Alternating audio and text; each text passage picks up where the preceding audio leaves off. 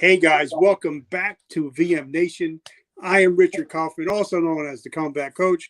Guys, this is going to be a great episode. We're going to be talking about military, knives, fatherhood, business, a little bit of everything with my friend Tony.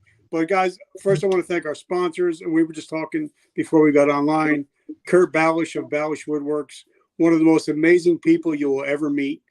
He actually made my wife a cutting board for Mother's Day a couple of years ago. Now it's the only thing she will use. So if you guys love any kind of woodworks for your home or for your office, check out balishwoodworks.com. And also, guys, I'm not selling anything today, but I'm giving away this coffee today. It's 50%. It's 50% caffeine. So if you're looking for something that'll kick your ass, that's what you want. It's dark roasted, and all you have to do to win that is I'm going to drop the link and just enter our coffee club, and that's it. Like I said, I'm not selling anything, but if you do get the coffee, we actually have a subscription where you can actually get 10% off delivered to your home every month, and then 22% will go to help end veteran homelessness and PTSD. So if you guys would like to help out, we'd appreciate it. But now let's go have some fun. Tony, my brother, what's going on? Oh, not much, sir. How are you doing today?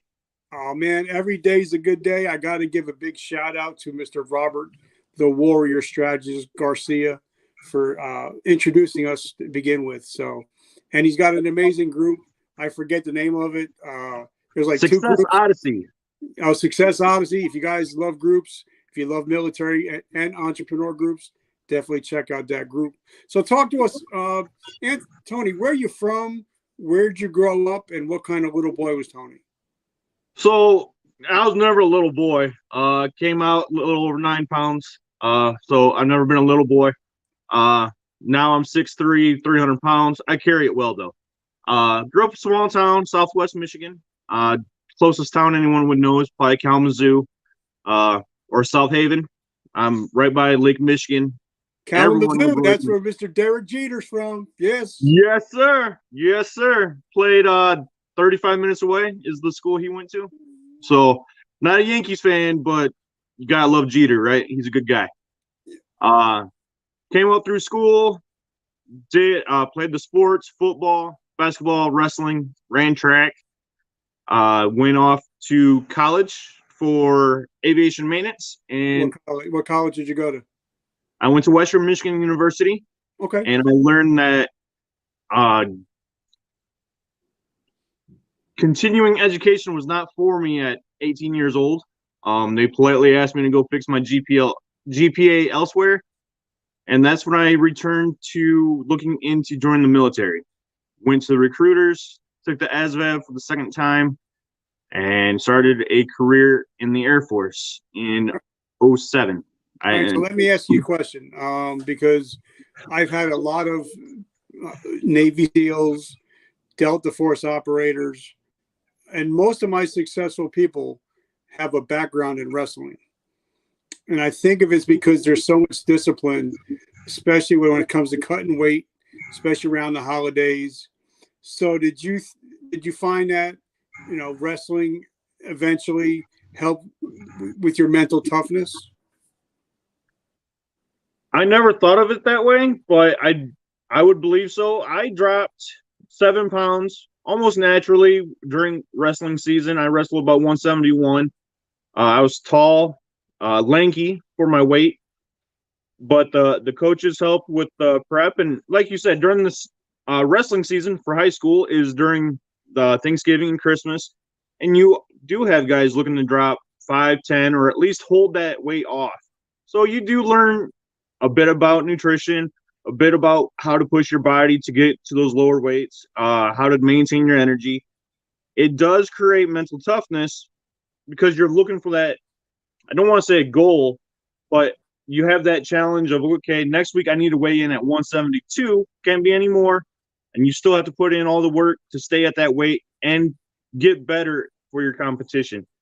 So, yeah, there was a bit of I never thought of it that way. For me, it was just what I wanted to do, and I just did it.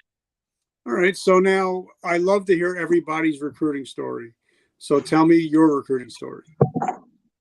So it actually starts as a senior in high school, or even before that. When I was a young kid, I always wanted to be in the military, the Air Force, the aircraft, always. That was what interested me. It wasn't to be a fighter pilot. I liked the planes themselves. P-51 Mustangs, all-time favorite. I have no problem with the big ones, the B-17s, C-17s, C-5s, all great aircraft. Senior year came around, Air Force recruiter walks into the school, and I explained to him that I won't be 18 till just before I graduate. And that recruiter actually looked at me and said, well, then call me then and have a good day. Turned around and walked away. Kind of crushed my feelings. Army recruiter came in, had no problem talking to me. Went and took the ASVAB, scored well. I didn't know what was going on. I took the test on a Saturday. This was back when you had to do pencil and paper. They bring me back to the recruiting office. They put me into the commander's office of the recruiting office, close the door, and I just feel like I really messed up. I was just dreading this conversation. I thought I wouldn't make it. And the gentleman said, well, you can do whatever you want. Just what job would you like? You scored well enough to do that. I was going to go into a patching mechanic, and my parents politely asked me, that was the spring of '04. They politely asked me to go to college instead of Iraq. And that's when I attended Western for I went for a year, collected all that student debt. Yay. And then I knew I still had aspirations in the military. I wanted to serve. Iraq was still very hot. I didn't have anyone. My two grandfathers that served, they had passed away, and we never spoke of the military when they were alive. So I returned to the recruiting office, went to the Air Force, and said, look, I'm 18 now. Here's my ASVAB score from 2 years ago. Let's get this done. I had to drop weight, as we were talking about wrestling, losing weight. For my height, I dropped roughly 20 pounds to join. And I went in, I ended up going into fuels. I was on a waiting list to be recruited. The delayed entry program is what the military considers it, or calls it, I believe. So Thanksgiving was Thursday. I received a call the following Monday in '06. And it was one of those things where I had just gotten up. I walked past the phone. I kind of looked at it, that sixth sense, and it rang. And I was like, you don't want to answer that phone call. Of course, I answered it. It was my recruiter, said, I need you in my office as soon as possible. I was like, this isn't good. I was in his office Monday at noon. I was in Lansing at the MEPS hotel to enter the program 6 o'clock that night. I saw my mother and my grandmother. My father wasn't able to make it home from work in time. So I said goodbye to the family I could, had a duffel bag of clothes, and I was off to the military. I joined November 28th of 2006. And did you take to the military? Yes, I had a stern father. I've always been, I don't want to say, I've been good at taking direction. I'll ask questions if I need it, but the military was where I wanted to be. And it wasn't what I thought it would be. I always grew up watching Full Metal Jacket or Platoon, that sort of thing. And the Air Force is not anything like that. They were a lot more relaxed than what I thought they would be. But I enjoyed my time. I did a little over 4 years. It was a experience that I miss. Now, did you get deployed at all?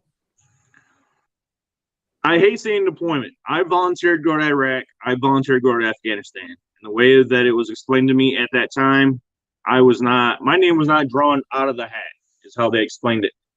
I ended up being deployed to Turkey for 5 months. Incirlik Air Base. The U.S. government operates that in conjunction with the Turkish military. I believe 4 years ago, there was a conflict between the Turkish military and the operating president at the time. I was not there during that. I went in 08. That was a great experience. I had a fresh butchered lamb right off the highway, one of those things that you just don't see here in America. You Yeah. look over, you just see fresh butcher hanging out on a hook, and you're like, oh, that's not sanitary. And that's where they pull in, and you're like, well, here we go. And you sit down in the back in a nice, just cozy picnic area, and they brought out a fresh charcoal grill, and we cooked fresh lamb chops right there on the grill, and had a whole family. I don't want to say family. We were all friends. We weren't related, but a nice brother dinner where we all shared, and good times. That was my one deployment. Now, you wanted to be in the military so bad. Why did you only do 4 years? So I met a girl shortly before I went in from back here at home, and we stayed in touch. We went through our different life challenges, and about 3 years in, I said, you know what, we're always there for each other. Let's make this a lifetime commitment. And I married my wife. And it was November 27th of 2009. I remember the date because it was the day before my military anniversary. And we joke about that. We've been married 12 years now. We have 2 children. And that was her first big trip away from home. And we were talking, and I had an opportunity to get out. They're doing force reductions. Yep. And I thought I missed my home and my family. And I should have just taken a longer vacation. But we took the force reduction option and came back to put our roots down here. We're both within about 10 minutes of our families that we grew up with. So Okay, so I've like I said, now we've just celebrated our over 400th show. I think 402, something stupid. And I've talked to a lot of veterans, and for me, when I got out, because I did 23, I would have done 30, but I got hurt. So the day that they medically discharged me was the day that I attempted suicide, because I didn't know where Sergeant Kaufman ended and where Richard began. And I had a tough time with my transitioning. What was your transitioning like? So as soon as I knew that I had mentally made up my mind to take that force reduction option, I started looking at what I wanted to do. My dad had just opened a auto mechanic shop at his home, or at his own personal shop. So there was aspirations of going into business with him to work on cars. I looked into and attended schooling for welding. I was going to pursue a welding business doing off-road equipment. And I made plans with the wife on what we wanted to do as far as setting down our roots at a house. Did we want to rent? I set up, while we went into that transition time of leaving, I believe we had roughly 7 months from the time I made my decision to the time I got out. During that time, it was, okay, I'm done here. I'll do my duty as I should. But after this, I have to be prepared. I prepared for that separation. I will tell you, the biggest thing I had an issue with was my facial hair. I always had a goatee before I joined. You have to be fresh shaven in the military, of course. I did not want to shave every day. I wanted to grow the facial hair out. I had anxiety because I was not shaving. I was breaking a habit that I had developed only over 4 years, but it was still a daily ritual for me.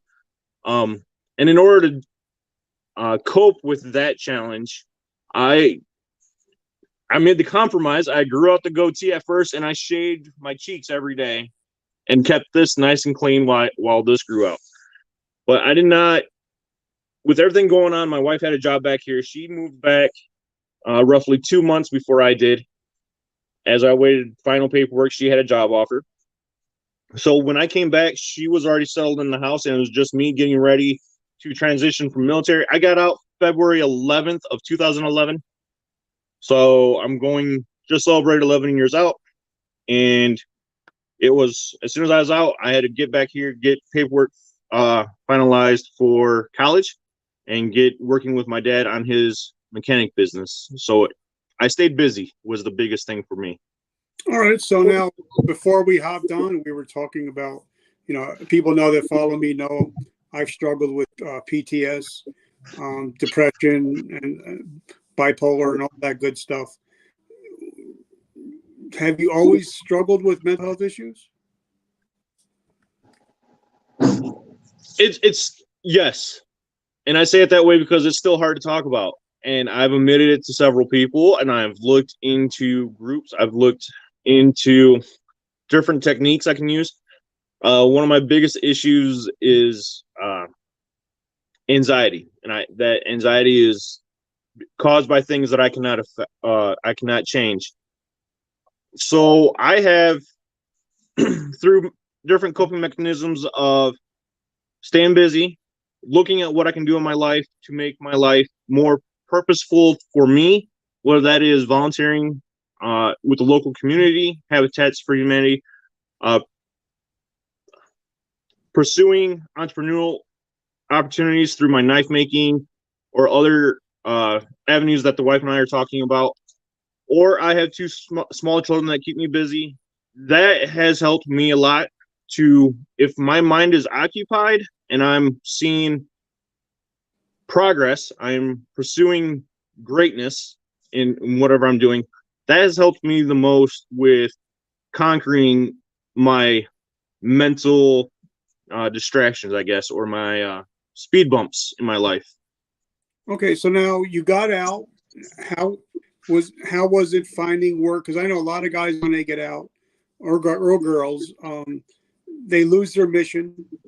They don't have a job. Even though we're all hoo and hardcore and all that shit, we get used to getting paid on the 1st and the 15th, getting paid BAQ and all that stuff. So what was it like hitting the streets and knowing now I got a wife to provide for? How was it finding work and setting up a career for yourself? So really, I came home. I made it home. I drove home from New Mexico to Michigan. I got home, I believe, February 12th or 13th. By March, I was looking for work, and I took a real stern kick in the nuts. I'll say it that way. Being military, you come out and you have the confidence of a 10-foot tall and bulletproof almost. A little bit of whiskey makes that a little bit better, but yeah, you still think you can walk in these interviews and excel. It was a entry level position with a company. I was nervous about it. It would have been a good hour drive for me, and I did not get the job, and I just felt like a complete failure. As you said, I would not be providing for my wife. She did have her own income, or she was providing for me as well, and I would not receive any of my GI benefits until I started school a couple months later. So that was a punch in the nose to be denied that offer. But I realized that it wasn't the opportunity for me. I slowed down, and I did what I think a lot of people should do, and I went out and I found the work that I could do. I've always believed in skilled trades. I cannot sit as a means of making an income, so I worked with my dad turning wrenches, got a hold of friends and started turning wrenches for them or on their cars and making that side money. And that that got me by mentally providing a little bit of cash here and there, keeping me busy during the day until school picked up in May of 2011. Now, what did you go to school for? I went to the local community college for welding. I went, the idea was to start my own business doing off-road bumpers, off-road equipment, accessories. So I knew I had to get the welding. That was a skilled part. I intended a few of the basic, I had a business class was required. I also took a mechanical CAD or mechanical drafting class. CAD, this was manual drafting that led to the CAD program. As introduction, I had also taken a drafting course in high school, so that was also right along the lines of another skill in my tool belt. Sorry. So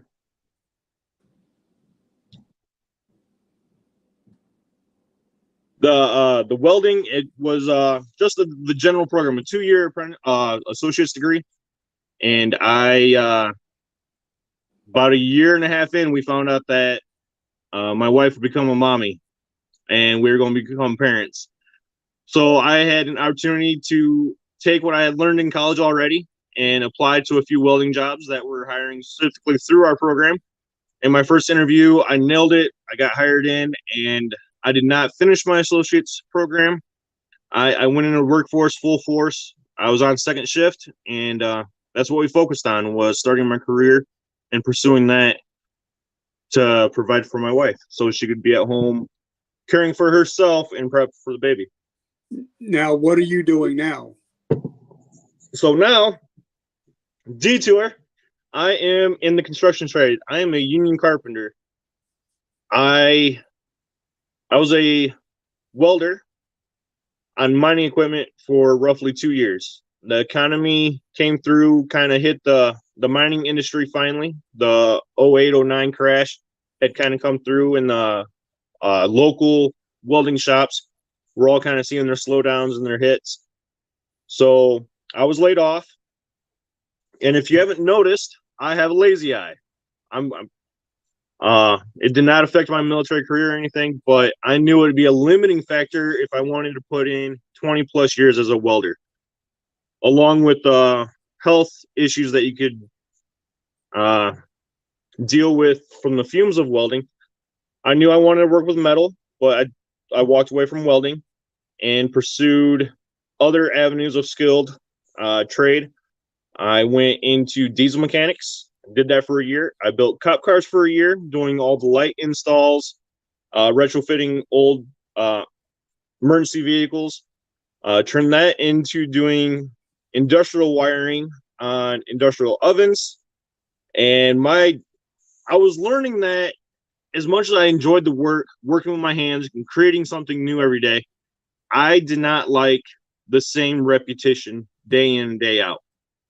So my brother was already a union carpenter, and I reached out to the local school here, who also offers a helmets to hard hats program, Yep. where they work with the helmets to hard hats program. And I joined the carpenters union. Now I will start my fourth year of the 4-year apprenticeship. I will start that at the end of the month. Okay. Now I'm noticing, especially nowadays, everybody wants to be in IT. Yeah. Everybody wants to be a TikTok star. Everybody wants to be a YouTuber.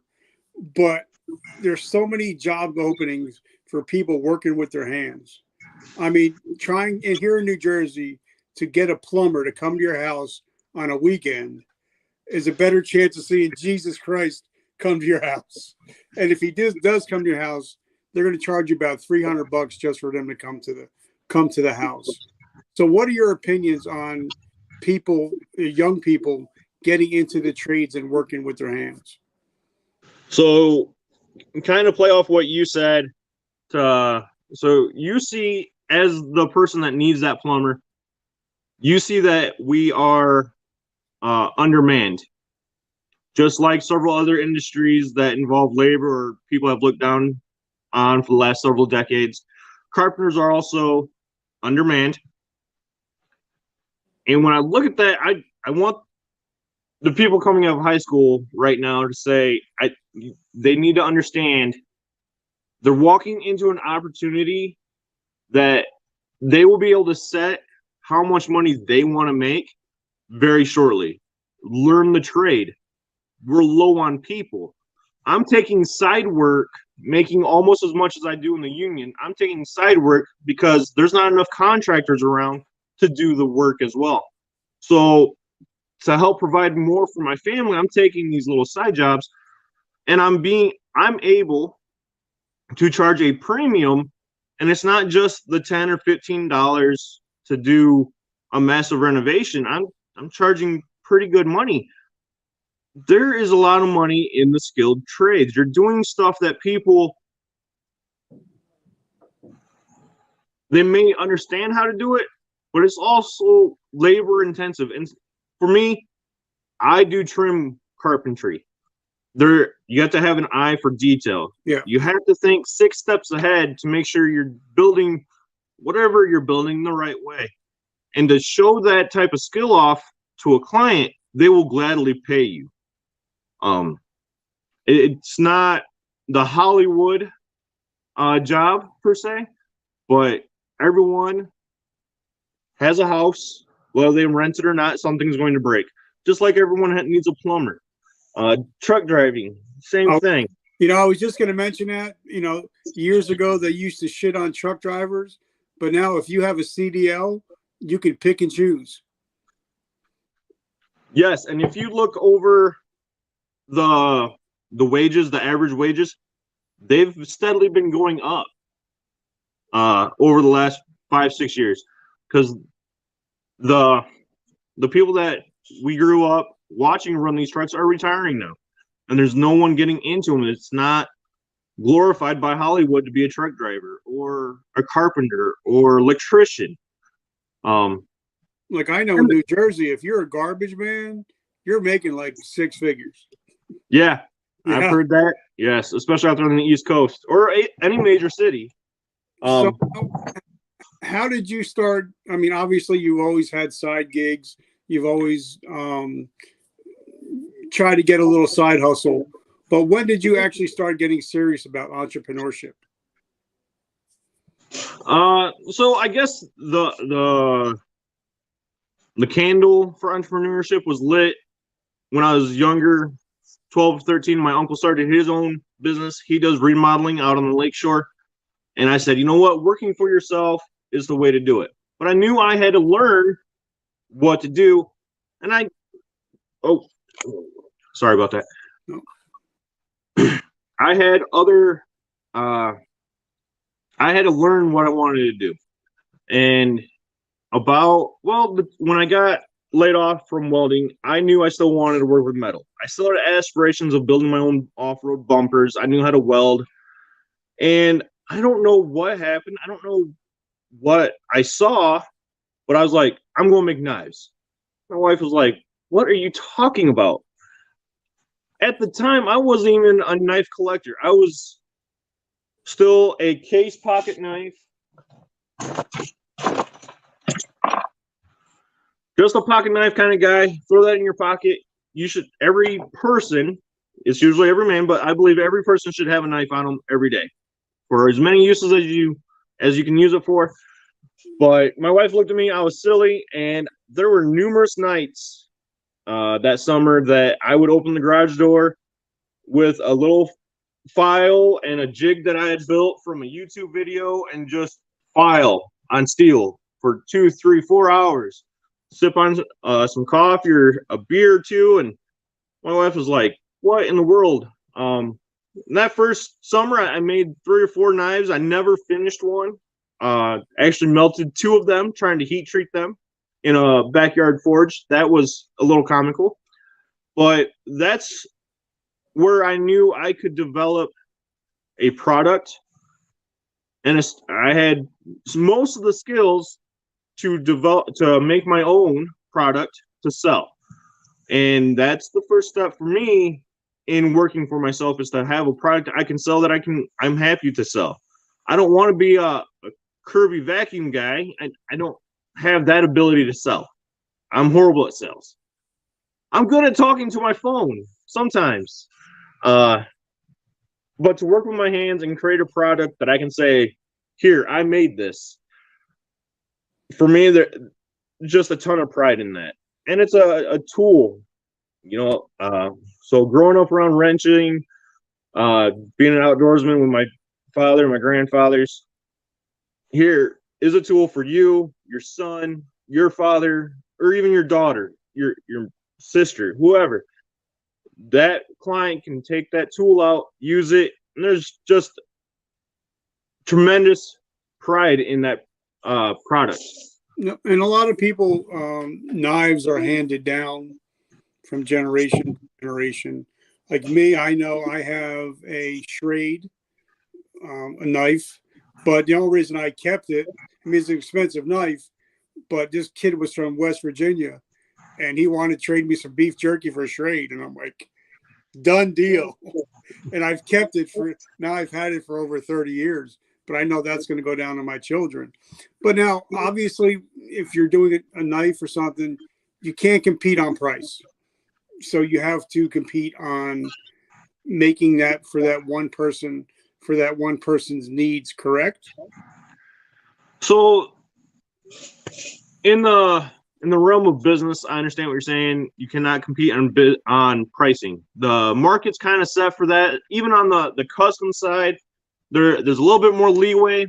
You can get into your skills, how long you've been making, the materials you're making the knife out of. If you go into blacksmithing or smithing a knife, you can say, okay, well, I pounded this knife out. I do a technique called stock removal, where I take just a piece of steel and I cut out the shape, and then I grind it to the bevels and everything like that. So for what I have found in the knife industry and what I see, you sell your personality, you sell your character.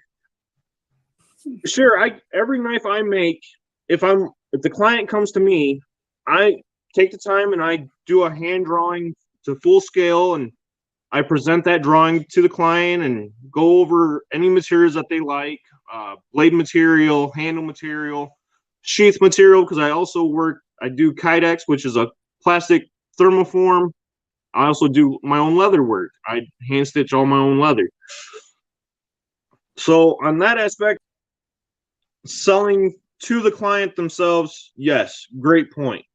But to get that client, you are selling your personality. You're selling your character. And I've had several people that I've never met meet me at shows, as I have one coming up this weekend. And hey, Tony, nice to meet you finally. And you're great on the live videos that you do. And I just try to be personable with everyone and welcome everyone into my lives and try to follow them as they're a friend that I've known forever. That's my personality, and making the knives and introducing those knives to the public is just my way to interact, I guess. And that's what I sell. All right. So then you got to let me know how you met Rob and what has he done for your business? Okay. So Rob Garcia, we're speaking of Success Odyssey. There is another group that yourself and I are in, is the Vetprenuer tribe. And the funny thing is, I'm actually having Steven and Lane on tomorrow talking about the NFTs coming up tomorrow. Nice. So when I first started looking at knives, I don't know how to run a business. I went to one basic class in college. So I found the group on Facebook where it's a group of veteran entrepreneurs. And I was trying to, it's with any group. You got to find those people that you click with, that you can build with. I have no problems with anyone else in that group. Just Rob had posted some success tips and business tips. And I said, well, I want to follow him a little more. He's also in the Air Force. He's still active duty. I believe he is guard, right? Yeah.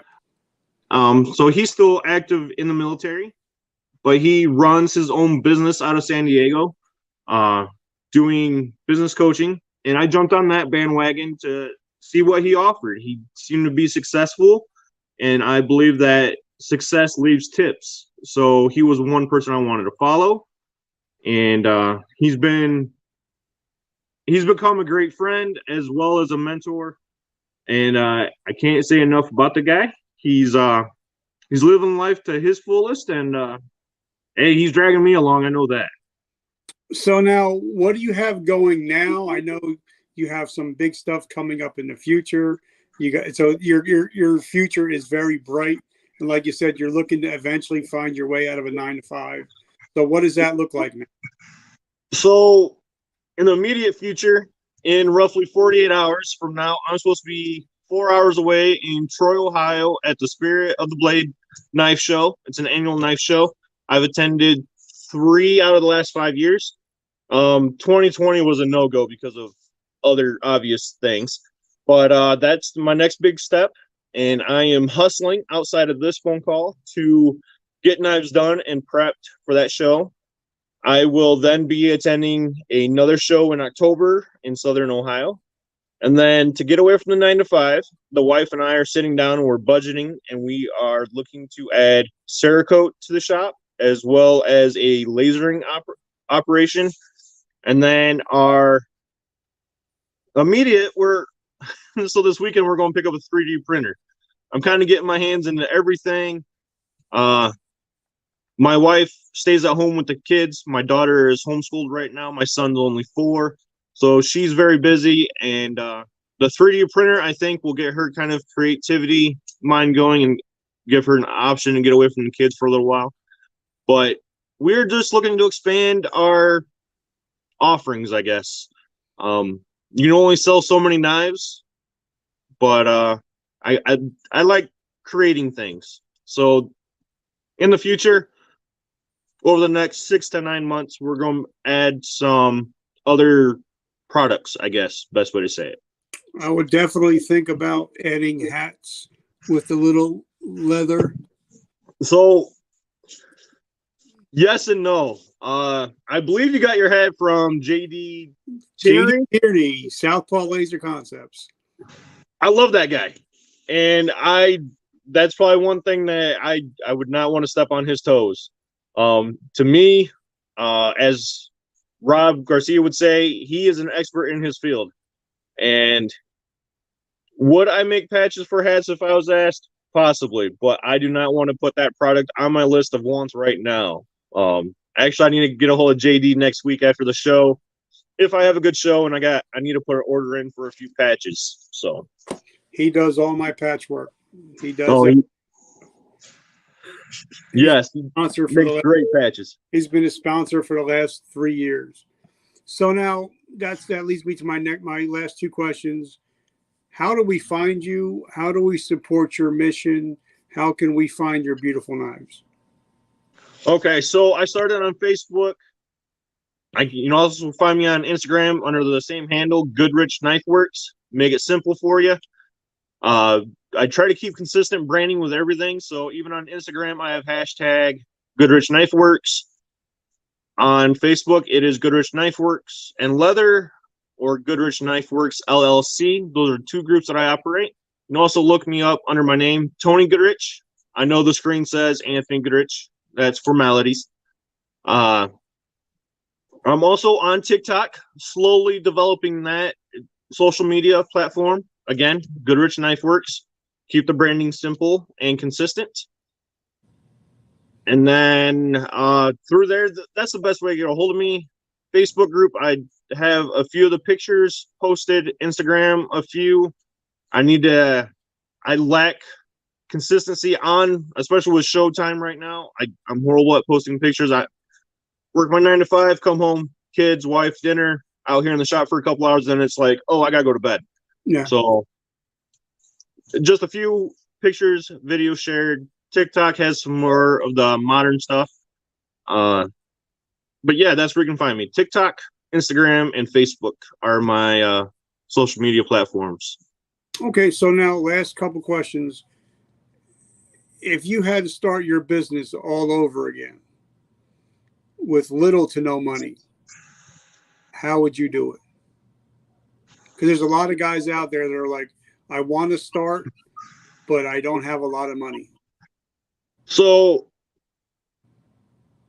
I started with almost no money. As I mentioned, the hand filing, and I'm learning more on the no money issue to start a business with, trying to add Cerakote, the laser, a few other items in the shop. And what I can tell anyone is find the basic required tools. You see these guys on YouTube with these, I'll say woodworking because that's really common. They have a $50,000 shop with all these tools. You don't need those tools. Find what you're passionate about. For me, it's knives or working with my hands. Get the basic tools. I know guys that are making knives on a 1x30 Harbor Freight grinder or belt sander, as you call it. You can find it on Facebook Marketplace. I believe it sells in the store brand new for $60. You can get those 1x30 belts at their hardware store. Just find the basic tools. I started the knife making with a wooden jig I made out of plywood, and actually my cousin made it for me, and hand files that I had just in the shop that I had gathered from when my grandfather had passed. What I would change, I can't say I would change. I guess I would change the way I would market myself.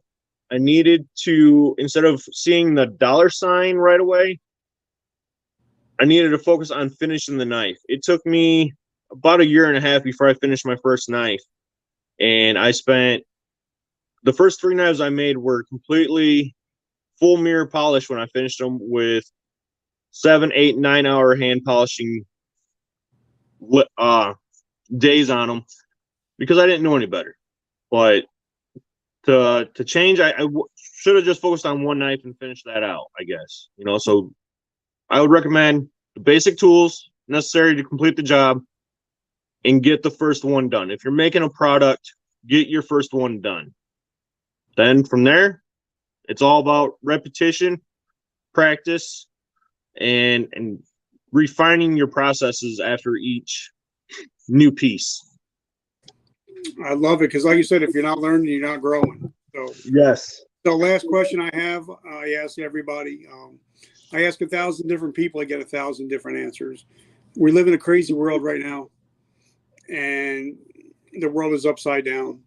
And every American is busy like you are, got 2 jobs going. So if you ask the average American to do something in 7 days, they're pretty much never going to get to it. But if I ask somebody to take an actionable step in the next 24 hours, they're more than likely. So I'm going to ask you a 2-pronged question. 1, if somebody's struggling with their mental health, what can they do in the next 24 hours to get help? And 2, if somebody's struggling with their business, what can they do in the next 24 hours to get help? All right. So for your business, that's a little easier one for me to answer. For the business, find an expert in your field. If you make knives, find someone on Facebook that is a success. 9 times out of 10, if you make knives, you know other people that make knives. Find the people that you look up to and reach out to them. The knife community is great for helping. I'm sure you can find experts in your particular field that will help you move forward. Even if they won't answer an email, look at how they became successful. Apply their technique, one of their techniques, one of their steps, to move forward. And set a goal. What is something you can do in 24 hours? For me, the knife making within 24 hours for progress, I need to cut a blank and put it in heat treat. Once it's in heat treat and done, I'm on the handles. I'm about halfway done with the knife already. As far as 24 hours, take care of your mental health. 1, I'm going to tell you to step outside, especially in the evening, by yourself. Take a deep breath, look around. If you can get out in the country where I live, I know a lot of people live in the city, but if you can get to a secluded area, even a park where it's a little quieter, you can get your mind. I don't care if you put earbuds in. Take a deep breath. Look around. Just take that in. Everything is going to be okay. And then from there, reach out to, for me, I've been very fortunate with the friends that I have. I know who I can talk to about what, and I can get some progress. Think of the people in your life that you respect, that are on that level that you want to get to. Again, it's just like finding success leaves little clues in the business side. Look at the people that you believe are mentally healthy. Reach out to them. Just ask them to sit down and talk. It's tough because mental health is something I still struggle with. My wife, she knows that I struggle, and we discuss this all the time, is I don't open up enough with her. And that might be some of the military thing, we're taught to be big, tough guys that can just conquer the world, right? So, not to get off topic, next 24 hours, if you make a product, make your product. Get it done.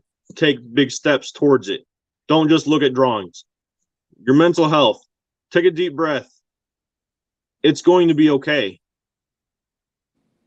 Reach out to that someone and talk. You will find the help. I love it. Now, guys, if you notice, I've been sipping this whole time, and that's what I'm drinking. I drink my own shit. I don't drink anybody else's stuff. So if you guys love coffee, definitely check out Vertical Momentum Coffee. It's coffee that will help you kick Monday's ass instead of Monday kicking your ass. I want to thank Kurt Balish of Balish Woodworks.